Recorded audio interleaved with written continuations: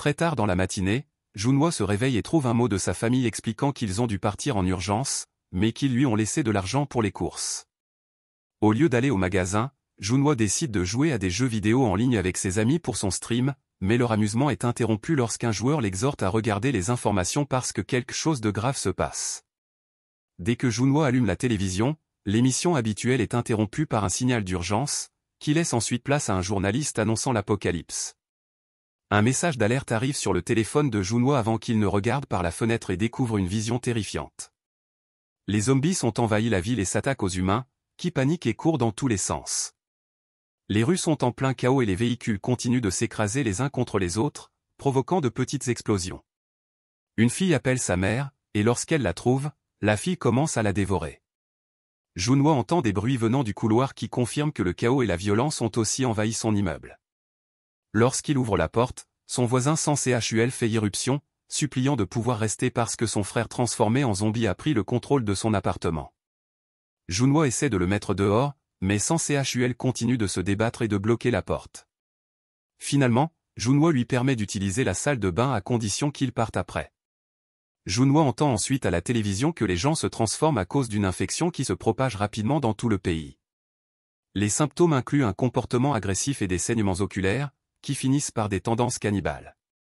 Junhwa se précipite pour attraper un couteau et le pointe vers Sans CHUL lorsqu'il sort, remarquant une cicatrice sur sa main. Sans CHUL jure qu'il va bien, mais à ce moment-là, ses yeux deviennent rouges et il commence à convulser tandis que ses veines noircissent. Soudain, il grogne et se jette sur Junhwa, qui parvient à le repousser et à le mettre dehors. Après une lutte acharnée, Junhwa parvient à fermer la porte à clé. Par le Judas, il voit un grand zombie attaquer Sans CHUL et l'entraîner avec lui. Du sang commence à s'infiltrer sous la porte. Ensuite, Junhwa bloque l'entrée en poussant son réfrigérateur devant. Il essaie d'appeler sa famille, mais l'opérateur lui dit qu'il ne peut pas établir la connexion. Heureusement, il reçoit un message de sa mère lui assurant qu'ils vont bien, même s'ils ne peuvent pas rentrer. Elle lui demande de rester à l'intérieur et de survivre. À la télévision, le journaliste annonce que les gens doivent avoir suffisamment de nourriture et d'eau pour 60 jours, ce qui fait regretter à Junhwa de ne pas être allé faire les courses. Il rationne sa nourriture et écrit « Tu dois survivre » sur un post-it qu'il colle sur une photo de famille. Le lendemain matin, un professeur apparaît à la télévision expliquant que les zombies sont créés par une infection virale mutée qui affecte le côté droit du cerveau. Junhwa ne peut toujours pas passer d'appel, mais il voit beaucoup de personnes sur les réseaux sociaux qui demandent des nouvelles de leurs proches et publient leurs adresses sous le hashtag vivant. Espérant être secouru, Junhwa prend une photo de lui tenant une pancarte avec son adresse et la publie avec le hashtag Je dois survivre. Il regarde aussi une vidéo d'un homme suspendu à la fenêtre d'un immeuble très haut, tenant son téléphone sur une perche à selfie pour essayer d'obtenir un meilleur signal. La vidéo se termine brusquement lorsqu'il tombe. Le reportage annonce que les personnes infectées restent asymptomatiques pendant quelques minutes avant de se transformer. Junhwa envoie son drone explorer les autres appartements de son immeuble et découvre qu'il y a des zombies presque partout. Il compose accidentellement le numéro de son père, ce qui épuise la batterie du drone, l'obligeant à le faire revenir. Ensuite, il tente de se distraire en jouant à un jeu en ligne, mais la connexion Internet est également coupée. Le soir, Junhwa est réveillé par une alarme de voiture qui se déclenche à l'extérieur du bâtiment. Il regarde par la fenêtre et découvre une policière tirant sur ses collègues, qui sont tous devenus des zombies.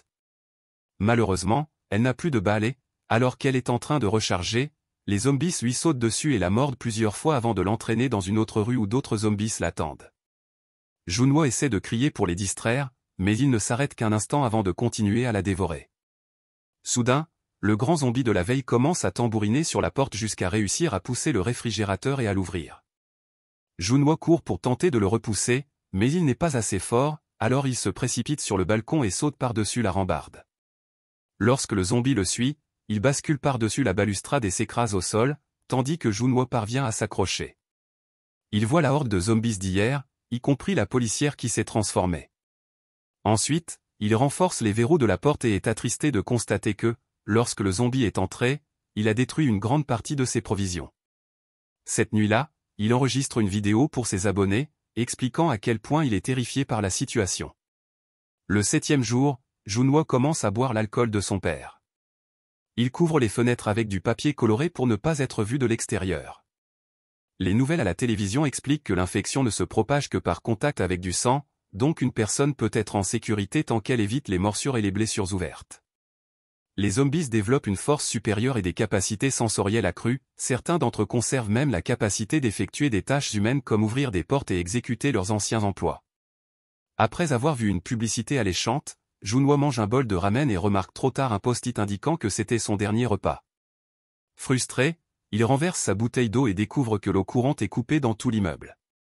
Il finit par lécher les quelques gouttes tombées sur la table. Le 10e jour, Junwo enregistre une autre vidéo pour exprimer sa frustration face aux messages télévisés qui disent qu'il suffit d'attendre chez soi. Il désespère de sortir, mais il y a toujours des zombies dehors. Il se souvient qu'il existe une application radio d'urgence qui peut être utilisée avec une prise audio comme antenne, mais il ne possède que des écouteurs sans fil. Le 15e jour, Junwo danse dans l'appartement pour essayer de faire face à la situation. À ce moment-là, il entend un bruit et est choqué de voir sa famille rentrer. Ce moment de bonheur ne dure qu'une minute avant qu'il ne réalise qu'il hallucine, ce qui lui cause une crise de désespoir. Il s'effondre au sol jusqu'à ce qu'un message vocal le surprenne. Il entend la voix de sa mère lui disant de rester chez lui, mais il y a trop d'interférences pour comprendre la suite. Imitant l'homme de la vidéo, il se tient sur le balcon avec une perche à selfie, écoutant le message pendant que les zombies attendent sa chute. Malheureusement, le message se termine lorsqu'un zombie attaque sa famille, ce qui signifie qu'ils sont peut-être morts. Cela pousse Junwo à craquer et à détruire tout ce qui se trouve dans son salon avant de sortir frapper un zombie avec un club de golf jusqu'à le tuer. Tandis qu'il crie pour en avoir plus, il regarde au coin du couloir et découvre 100 CHUL zombifiés. Junwo n'a pas peur d'un seul zombie, mais ses cris ont attiré l'attention d'une horde entière. Il court vers l'ascenseur et ouvre la porte, seulement pour voir d'autres zombies s'en sortir. Terrifié, Junwo s'enfuit immédiatement et parvient à se cacher juste à temps. Une fois la horde partie, il commence à retourner vers son appartement.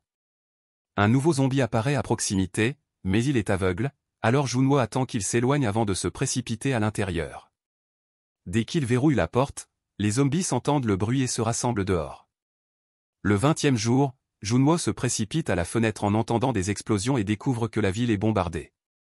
Pensant que c'est fini, il enregistre une vidéo où il dit seulement « bonjour » et « au revoir » avant de monter sur un tabouret pour se supprimer. Alors qu'il attend la fin, un faisceau laser entre soudainement dans l'appartement par la fenêtre et pointe sur le mot « non » sur une pancarte. Junwo lutte contre la corde jusqu'à se libérer et lit les mots sur lesquels pointe le laser, qui forment la phrase « ne sois pas idiot ».